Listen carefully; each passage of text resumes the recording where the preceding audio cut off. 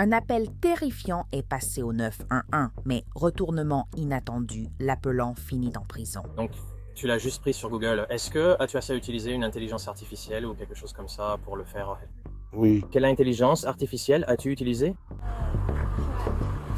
Tu as utilisé ChatGPT? Ceci est Inside the Crime, présenté par Law and Crime. Je suis Elisabeth Milner. Beaucoup d'entre nous utilisons parfois ChatGPT ou l'intelligence artificielle. C'est normal, tant que vous n'utilisez pas la plateforme pour simuler un crime grave. Nous sommes le 7 octobre 2025 à Saint-Pétersbourg, en Floride. Des policiers de Saint-Pétersbourg interviennent dans un immeuble après le signalement d'un viol par une femme. Ils sont allés chez Brooke Cheno. Elle a dit qu'elle était seule avec son bébé quand elle a entendu frapper. Un homme étrange est entré de force et l'a poussé au sol. D'après la police, Brooke a dit que l'homme s'appelait Jake ou James et qu'il connaissait son petit ami. Elle a d'abord déclaré que, alors qu'elle était encore au sol, elle avait réussi à prendre une photo du suspect avec son téléphone. Ensuite, il s'est levé, lui a baissé le pantalon jusqu'aux chevilles et l'a violée. Brooke a déclaré que l'homme l'avait violée pendant environ 10 minutes. Elle affirme qu'elle n'a pas crié parce qu'elle ne voulait pas réveiller son bébé. Elle a dit qu'après avoir terminé, il a utilisé sa brosse à dents électrique puis a quitté l'appartement. Brooke aurait déclaré aux agents qu'elle ressentait des douleurs vaginales. Cependant, elle a refusé d'aller à l'hôpital. Les agents ont aussi noté qu'ils n'ont constaté aucune blessure sur elle. Ses vêtements n'étaient même pas déchirés et il n'y avait aucun signe de lutte à l'intérieur de l'appartement. Mais Brooke a montré aux agents la photo de son présumé agresseur. C'était cet homme qui apparaît avec un sweat à capuche et un pantalon de couleur sombre, une longue barbe et un sac à dos à côté de lui. Pour celles qui regardent beaucoup TikTok comme moi, cet homme paraît familier car il a participé à une tendance virale sur l'application. Maintenant, les utilisateurs généraient des images de personnes qui semblent sans abri à l'intérieur de leur maison grâce à l'intelligence artificielle pour effrayer leurs amis ou leur famille. En découvrant cette tendance virale, les agents ont constaté que le même homme sur TikTok était le suspect désigné, mais il ne s'agit toujours pas d'une vraie personne. Le 9 octobre 2000, 2 jours après les accusations de viol de Brooke, vers 21h40, les agents retournent chez elle.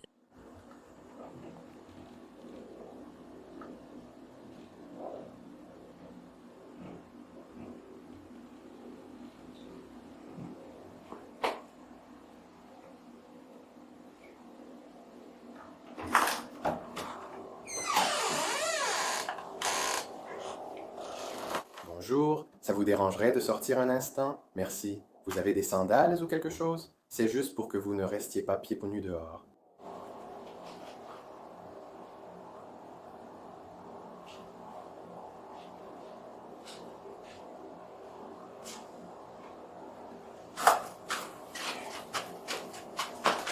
D'accord. Vous pourriez me rendre service et mettre vos mains derrière le dos? Quoi?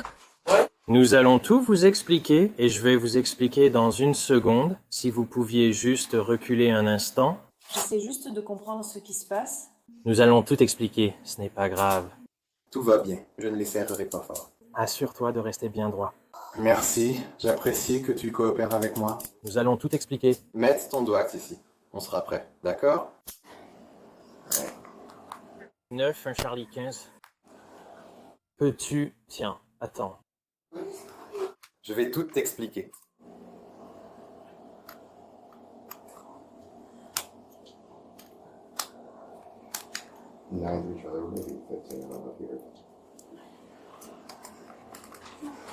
D'accord, t'as fini? Allons en bas.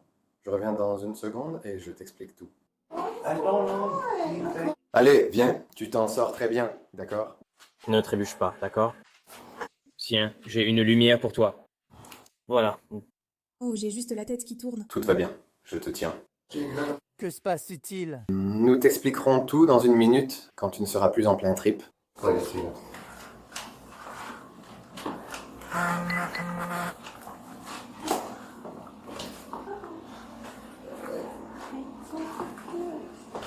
Laisse-moi t'aider.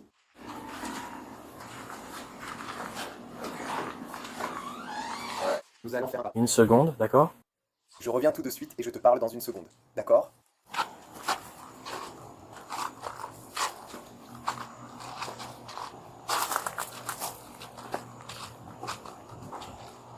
Par ici. Là-bas. Avez-vous quelque chose sur vous? Non, je... Votre chemise. D'accord.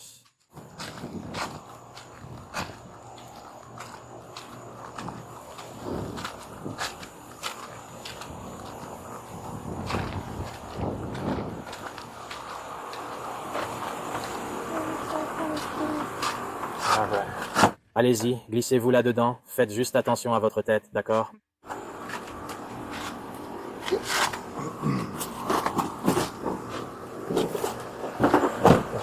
Oui, non, baissez la fenêtre si possible.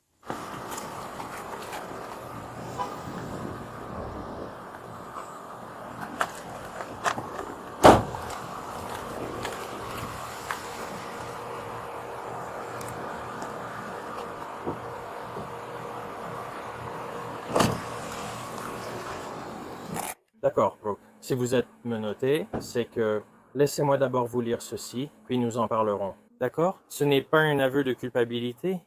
D'accord? Ce sont simplement vos droits que je vais vous expliquer. D'accord? D'accord. Maintenant, Brooke pourrait être confuse quant à la raison de la présence des agents, mais faire une fausse déclaration est un crime. La police s'est rendue chez elle pour des allégations d'agression sexuelle et a enquêté.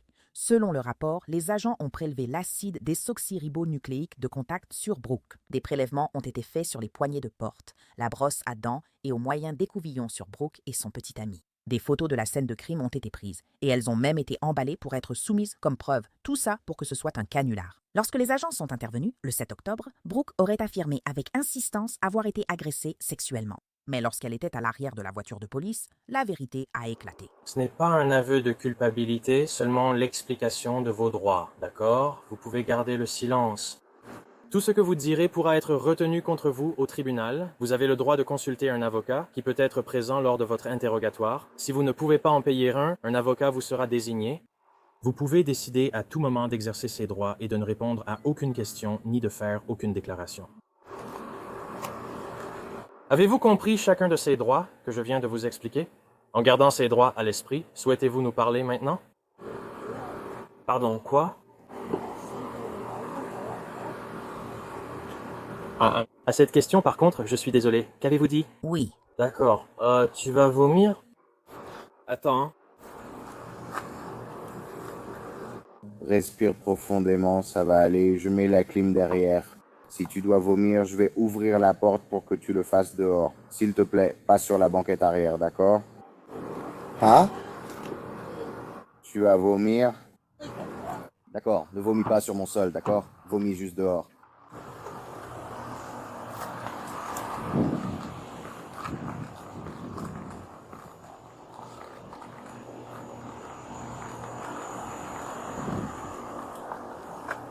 Ça va, tu es prêt? D'accord. Brooke, si nous sommes ici ce soir, c'est parce que tu as appelé la police récemment, n'est-ce pas? Tu dis que quelqu'un est entré par effraction chez toi, c'est bien ça? Tu veux en parler franchement? D'accord? Ça veut dire, est-ce que tu veux nous dire la vérité? Qu'est-ce que c'est? Eh bien, j'ai besoin d'entendre ta version de l'histoire. D'accord. Alors, qu'est-ce qui s'est passé avec tout ça? Parce que vous avez signalé une agression sexuelle et un cambriolage par effraction dans votre appartement. Tu veux augmenter le tien? Oui, j'ai menti à ce sujet. Pourquoi? Tu ne sais pas? Tu faisais face à la dépression et quoi d'autre? Et tu ne dormais pas? Alors, quand ils t'ont parlé, pourquoi tu n'as pas simplement dit la vérité? J'avais peur. Tu avais peur? De quoi avais-tu peur? C'est ça, parce que t'as dit qu'un homme est venu et t'a violé? Tu fais une accusation très grave, non?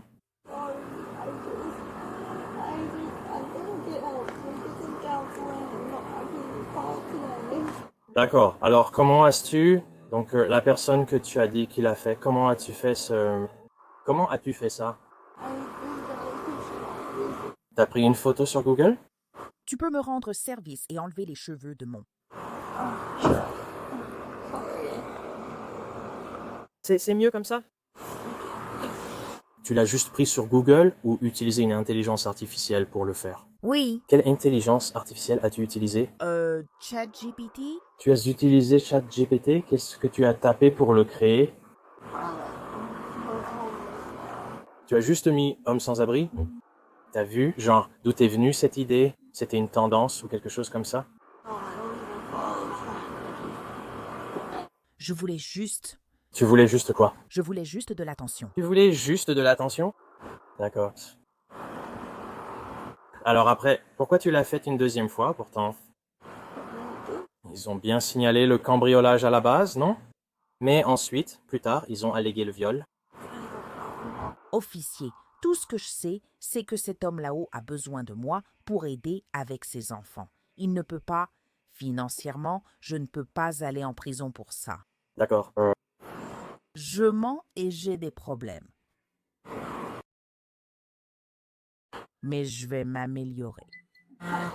Je veux juste que tu comprennes à quel point c'est sérieux, d'accord? Je promets que je vais... Des agents cynophiles étaient présents. Que faire si on trouvait quelqu'un comme ça, et maintenant on les accompagne?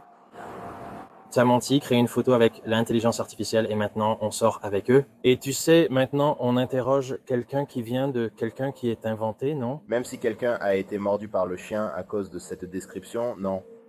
Une personne totalement innocente. D'accord, eh bien, j'apprécie que tu sois honnête maintenant. D'accord? Tu sais, au moins, on a pris ça en compte, mais malheureusement, tu vas devoir faire le trajet ce soir. D'accord? Tu ne peux pas déposer de faux rapports de police. D'accord? Il a besoin d'aide avec les enfants. Je n'ai pas de réponse à te donner pour l'instant. On va aller lui parler et lui expliquer la situation, puis on reviendra tout de suite vers toi. D'accord? Je vais m'en occuper et t'attacher la ceinture, d'accord? Attends, ouvre juste la porte. Oui. Tiens.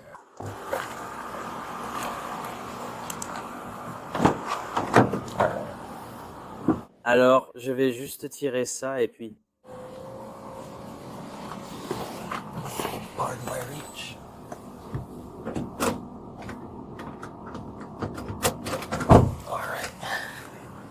D'accord, donnez-nous juste une seconde.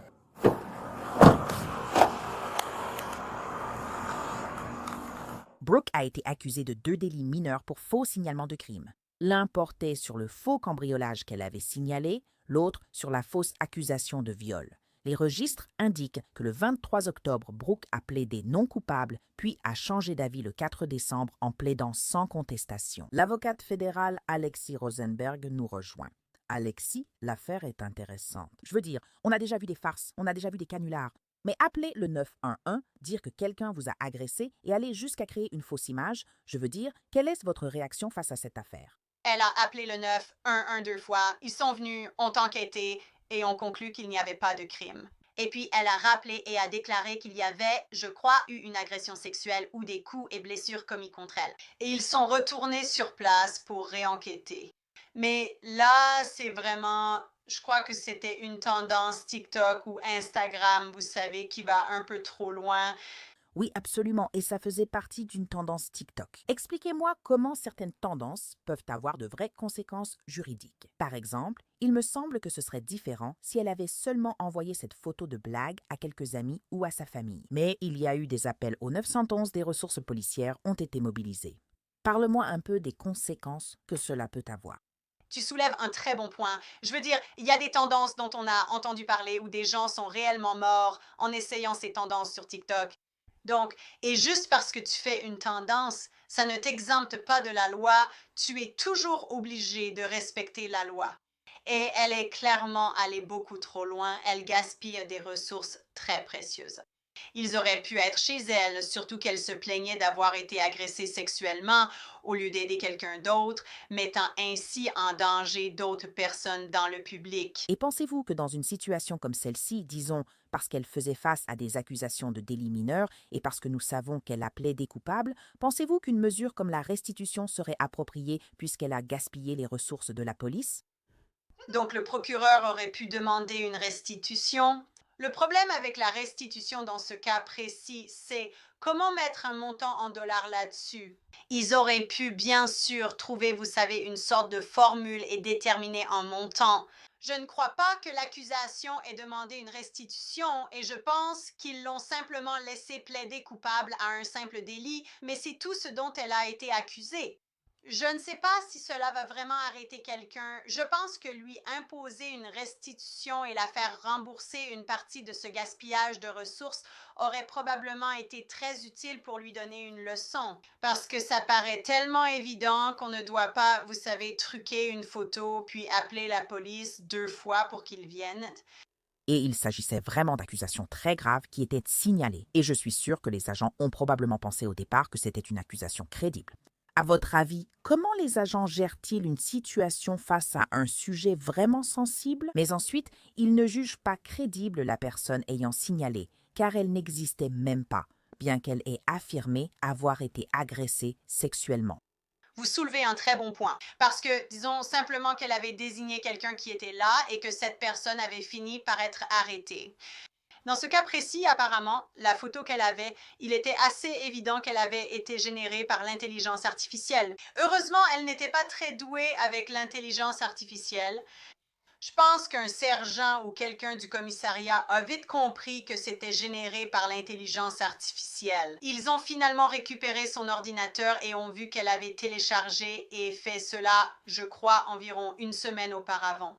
Donc, nous avons, vous savez, cette préméditation qui semble avoir été planifiée. Mais c'est quelque chose de très dangereux que quelqu'un puisse utiliser une photo et accuser quelqu'un d'autre de quelque chose. Vous savez, quelque chose de similaire. Et comme nous voyons de plus en plus de personnes utiliser ChatGPT, l'intelligence artificielle et ce genre de choses, quels défis les tribunaux doivent-ils vraiment relever lorsque les tendances virales des réseaux sociaux croisent de vraies enquêtes criminelles? Donc, la police a vraiment fait du bon travail dans ce cas parce qu'ils ont confisqué son ordinateur et de cette façon, ils ont pu réellement voir les données dans ces fichiers.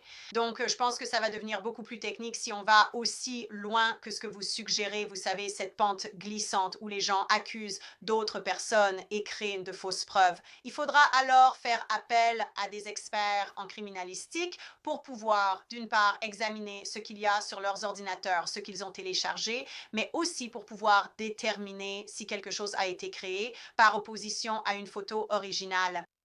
Il est aussi intéressant que Brooke Chennault ait d'abord refusé d'admettre que l'image était générée par l'intelligence artificielle invoquant une excuse pour sa création. Elle a d'abord affirmé avoir été attaquée, puis a reconnu avoir menti en expliquant traverser une dépression. Elle voulait de l'attention. Je veux dire, quelle est ta réaction face à une prévenue qui avoue tout, comme ça, sur le moment? Ce n'est ni une excuse, ni une défense face à un crime. Le juge pourra en tenir compte lors de la condamnation. Et cela pourrait être l'une des raisons pour lesquelles ils ont accepté la proposition de plaidoyer qui lui a été faite dans cette affaire. Ils en ont tenu compte, mais ce n'est pas une défense. Le fait d'être déprimé ou de traverser une période difficile. Comme tu l'as dit, elle aurait pu impliquer quelqu'un accidentellement ou intentionnellement et elle disait qu'elle avait été agressée sexuellement. Donc c'est très sérieux. Cela pourrait créer beaucoup de problèmes et de complications, même si la personne n'est finalement pas reconnue coupable. Tu sais, une fois que c'est rendu public, la boîte de Pandore est ouverte et cela pourrait sérieusement nuire à la réputation de quelqu'un, même s'il est innocent de ces accusations. Maintenant, nous apprenons qu'elle a finalement plaidé coupable pour ces délits mineurs. Est-ce que cela te surprend? Non, je veux dire, c'est un cas assez clair dans ce genre de situation. La vraie question, c'est de savoir si tu l'as fait intentionnellement ou si c'était une erreur. Parce qu'il pourrait y avoir une situation où quelqu'un identifie une personne, comme tu le sais, en train de commettre un crime et cette personne peut vraiment croire que l'autre a commis ce crime sans essayer de tromper intentionnellement. Mais ici, c'était assez clair avec les preuves que la police a obtenues que c'était intentionnel. Oui, absolument. Et en termes de leçons à tirer pour des situations comme celle-ci, quel type de leçons pensez-vous que les gens devraient bien garder à l'esprit lorsqu'ils veulent participer à une tendance TikTok ou faire quelque chose de ce genre? Les logiciels d'intelligence artificielle sont-ils vraiment si simples à utiliser? Eh bien, premièrement, ne vous mettez pas en danger et deuxièmement, ne commettez pas de crime pour suivre cette tendance. Oui, ce sont des paroles très sages. C'est simple, mais il semble quand même nécessaire de le rappeler parfois, surtout dans des cas comme celui-ci. Alexis Rosenberg, je tiens vraiment à vous remercier de nous avoir rejoints aujourd'hui. J'apprécie beaucoup le temps que vous nous avez accordé. Merci beaucoup de m'avoir invité, comme toujours. Encore une fois, je tiens à préciser que Brooke Schnell a plaidé sans contestation face à ces accusations. Elle a écopé d'une mise à l'épreuve avec l'interdiction d'utiliser TikTok. Merci d'avoir suivi Inside the Crime. Je suis Elisabeth Milner.